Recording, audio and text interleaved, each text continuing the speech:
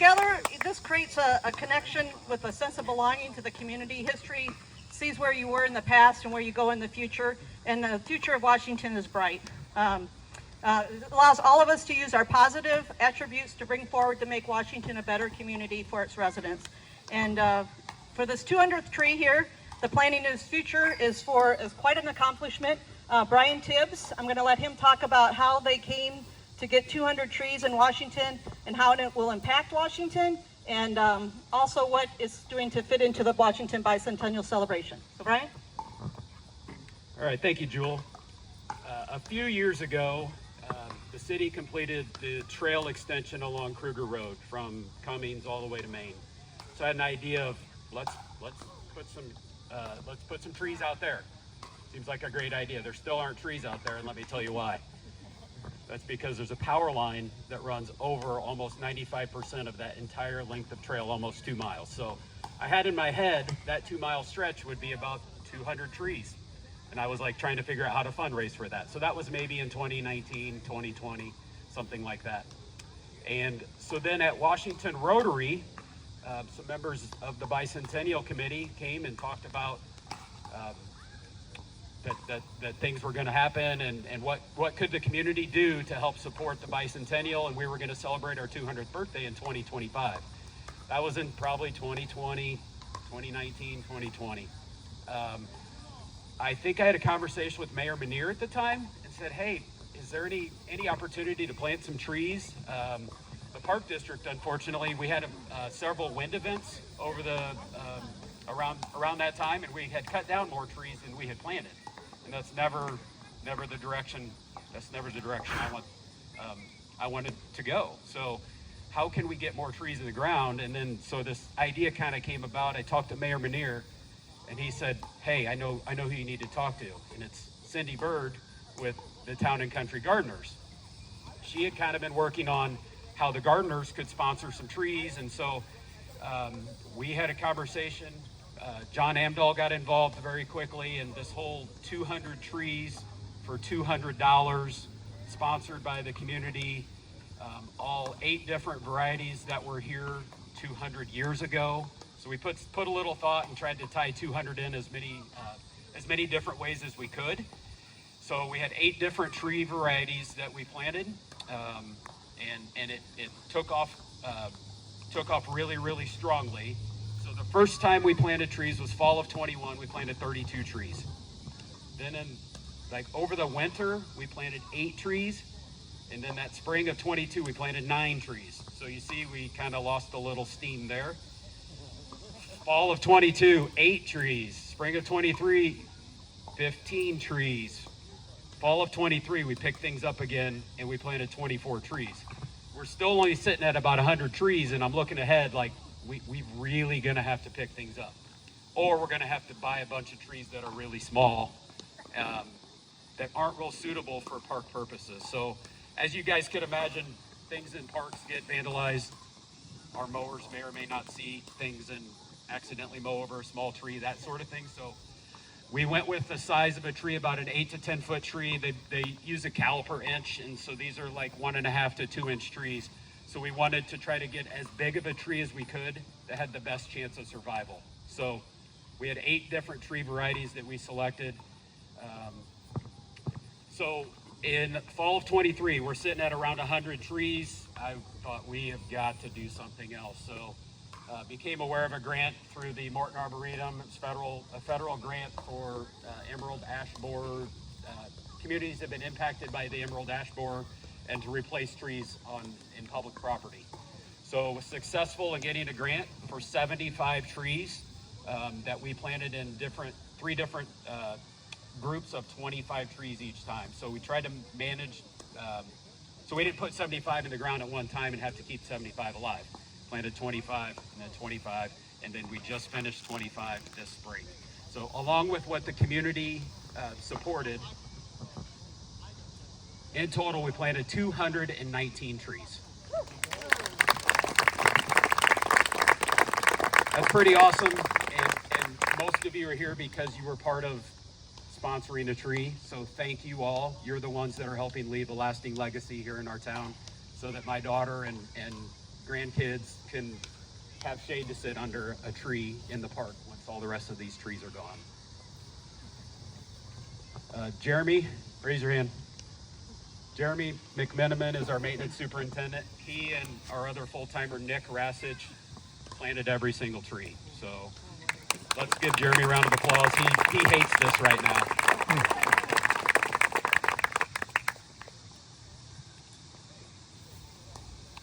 All right, that's what I have. So Lexi Walsh from the library is going to come up and talk about the Bicentennial time capsule. And while she's doing that, Jeremy and I are going to try to not be a distraction and put that tree in the ground. Hi, I'm Lexi Walsh. I'm the director at the Washington Library, and I am not responsible for the trees. That was all the Park District, but I did head up the time capsule project that we've been working on since last spring. Planning for it started in spring of 2024. I've been working with the Park District, with the 4 school districts in town, and also with the Bicentennial Committee. So even though it doesn't look like much, the bulk of the work went into making this book. So I interviewed students from around Washington. I talked to kindergartners at Lincoln Grade School right behind us. I talked to 5th graders at Central Intermediate and 8th graders at Beverly Manor.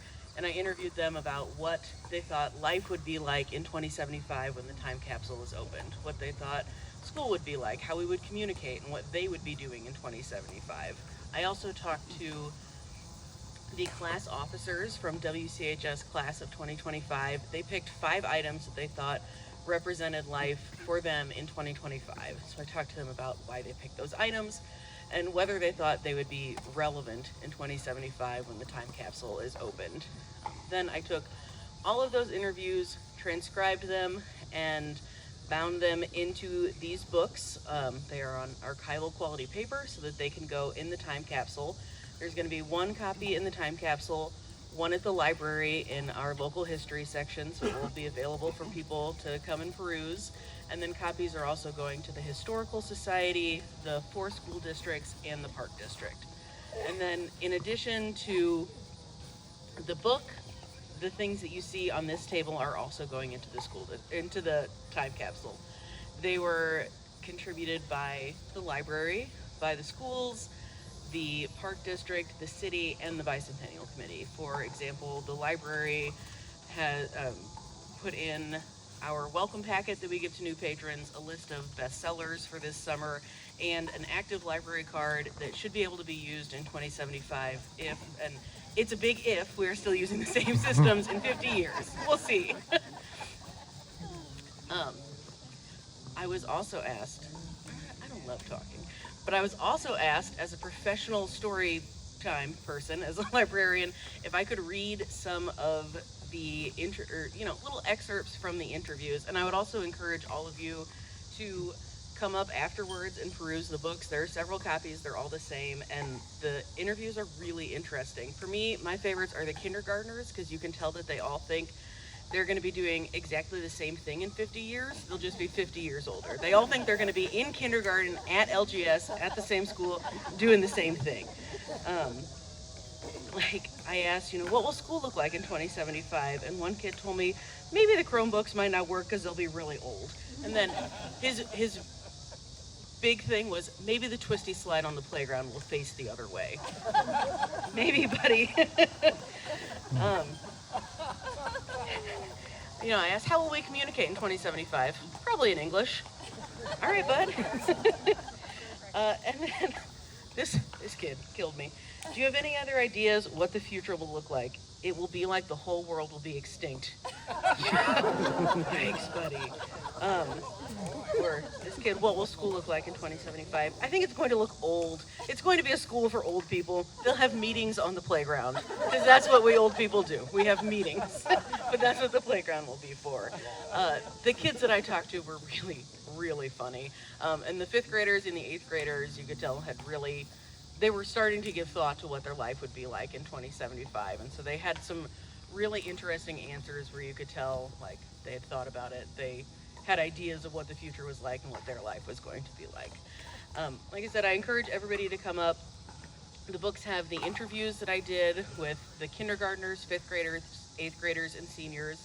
There's also aerial photography of Washington, and just for fun, a price comparison list with common things that we're buying today in 2025. My hope is that in 50 years, the kids who are in this book will open up this time capsule and be able to see a slice of what life was like in 2025 and what we thought was important in 2025. I think I'm going to hand this off to Jewel. Is that right? Okay. Thank you. It was a really fun project. Please come up and take a look at the books. Thank you. So this is fabulous up here. If you haven't had a chance to come and look at the time capsule things that are going in there, there's some really neat things in there. And you just forget that souvenirs and trinkets that you keep, what will they think of those in 50 years? I don't know, because I won't be here. But, well, in closing, I'd like to thank our co-chair, Larry Slonger, who's right here, and our entire Bicentennial Committee. If any of the Bicentennial Committees here or the events committee for the Bicentennial, could you please stand? Come on, I see you out there. So this group has been amazing. We put hundreds and hundreds and hundreds of hours of work in this over the past, and I have to say 7 years, but I claim it's only 5.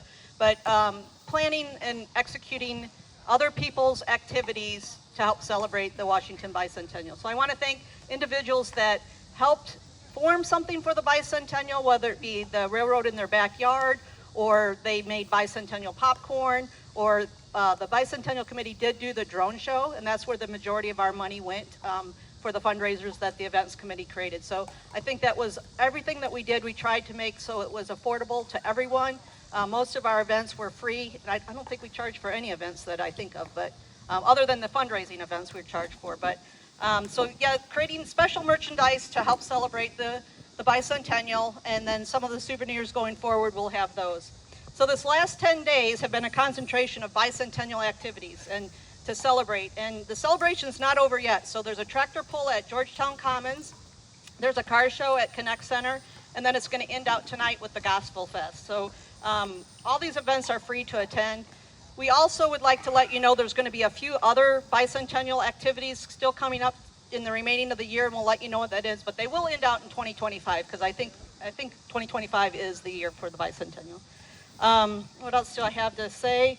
Well, I hope everyone has participated somehow in this Bicentennial, whether it's watching the drones, whether it's looking at some of the murals that were brought forward, or sculptures for long-lasting impact in Washington for the Bicentennial. We're looking for positive things to bring Washington forward, to make Washington a better place. And all of you have contributed to that, so give yourself a round of applause.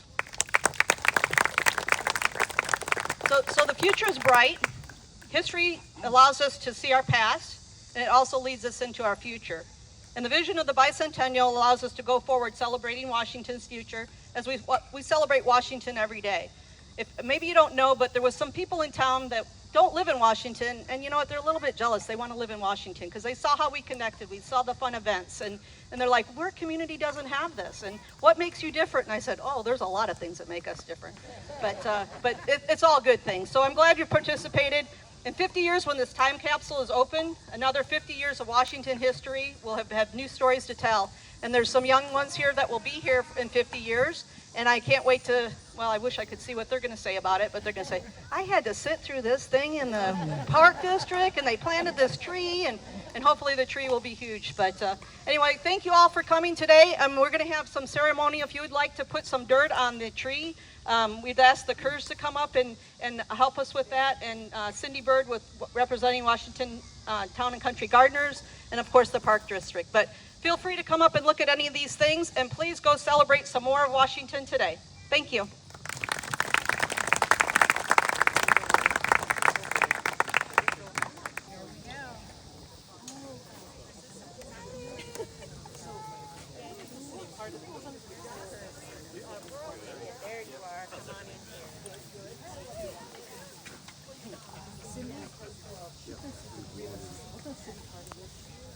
Yeah, yes.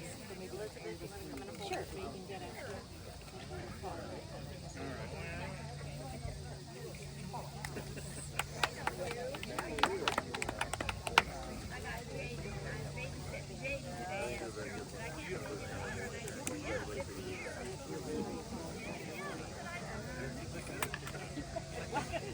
I'm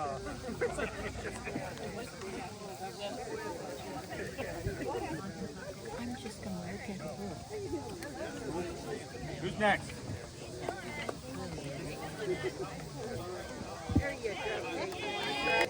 He's playing tennis. Playing tennis. It's okay. Now, where does Capsule be? We gotta go open the head. Oh, yes, yes. It was.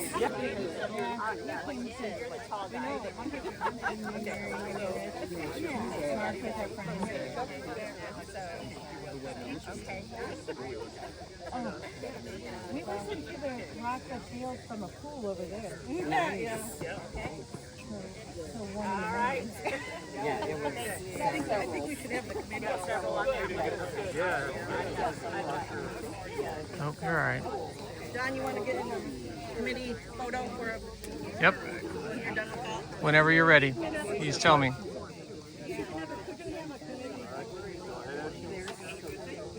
Oh,